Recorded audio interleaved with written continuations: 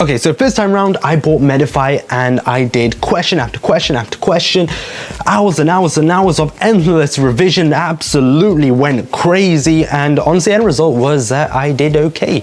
So second time round, I did the Ucat and I repeated the process again. I went absolutely crazy, like my mind just went, ouch.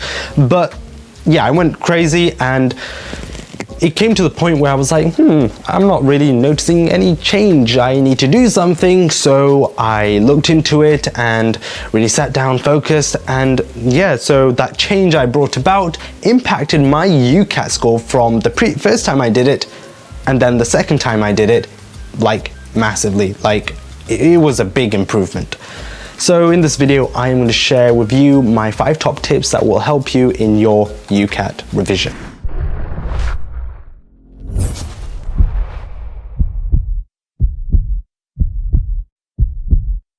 Tip number 1, use Medify. If you don't use Medify, you are missing out. Medify provides you with like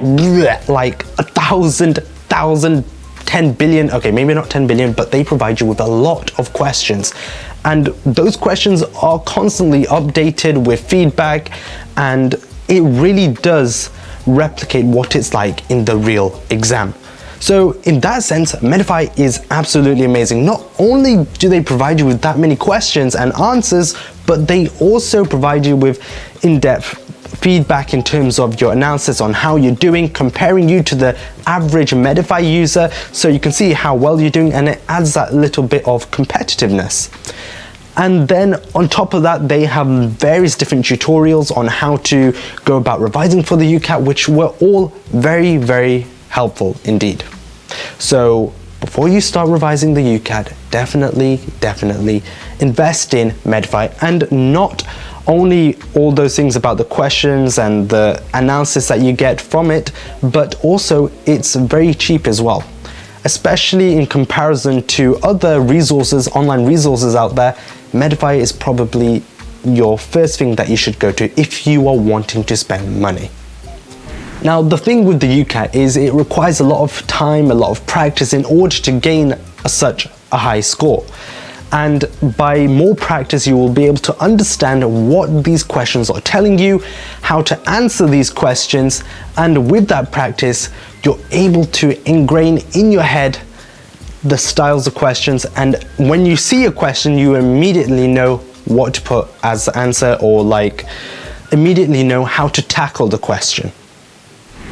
But also remember this, just because a pre-medical student or a medical student that comes up to you and say that they did the Ucat, they revised the Ucat within 2 weeks and scored 900, yet that, I'm not saying that's impossible, but all I'm saying is don't use that reference as your own personal timescale. If you want to gain a high score just because they did it in 2 weeks doesn't mean you will also do it in 2 weeks and also gain a score of 900. Just doesn't work like that, which is why I recommend spending as much time as you possibly can on revising when it comes to revising the Ucat.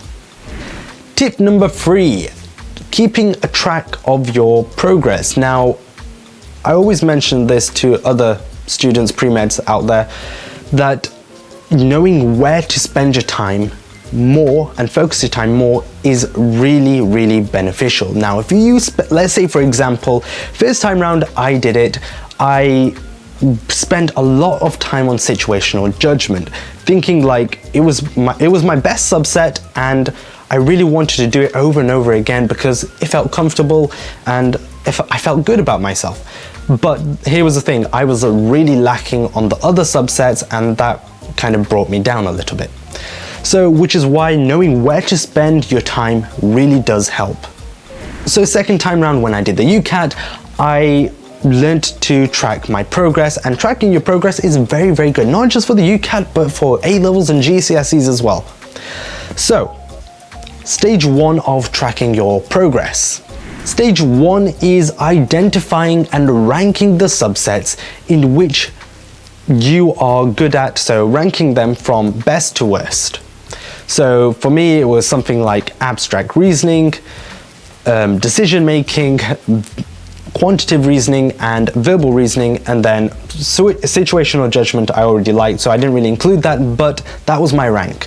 So now I've got my rank, then what I did next was within each subset, I would identify the questions, the style of questions, and then rank those style of questions. So let's say, for example, in decision making, you have Venn diagrams, Euler diagrams, you have these problem solving equations involving Venn diagrams, you have maths, shapes, equations. So all of these different types, styles of questions, I would rank in terms of best to worst. So which one is my favorite in terms of which one am I most confident with and get right majority of the time, and which one I'm not so confident with and get wrong majority of the time.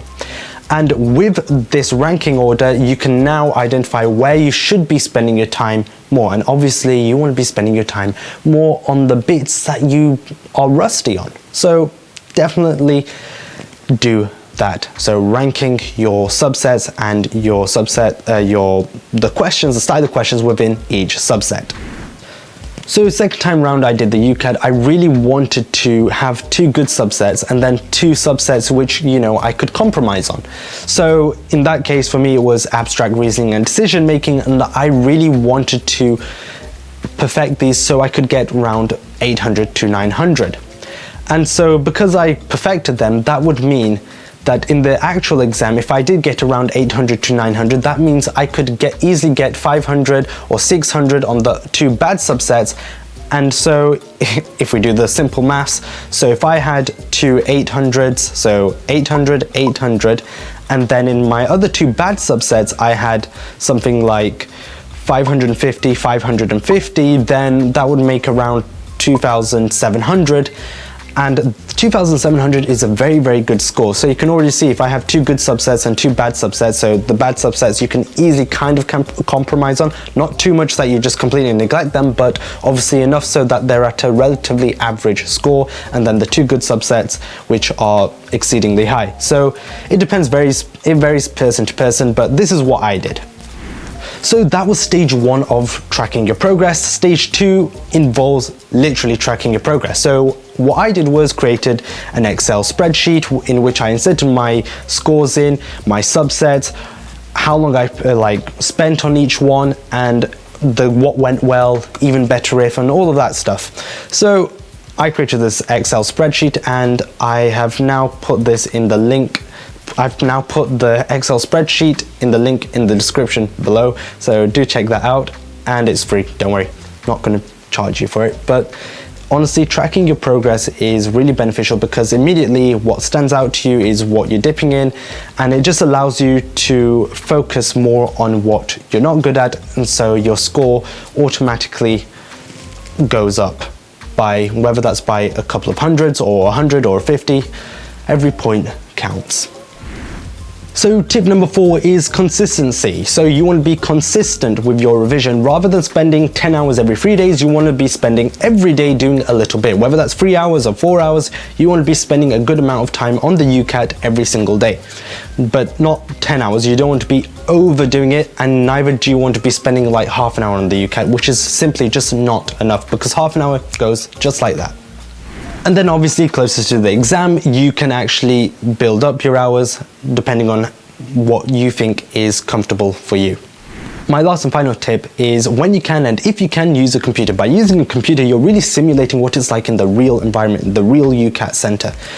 And you can use a laptop. If you're going to use a laptop that has a number keypad, and on top of that you need to get a mouse. So one of those things that has a tail and looks like a mouse. So you need to get one of them, and don't use the little touch pad, I forgot what it's called, but don't use that touch screen pad thing on the laptop.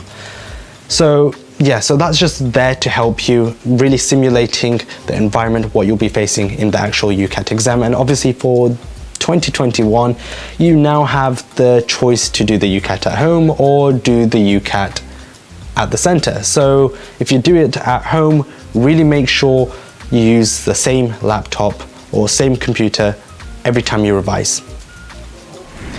So thank you for watching. These were my 5 top tips. Hopefully they've helped, and if they have, please give a like, comment, subscribe, and I will see you I don't know when, but I'll see you next time.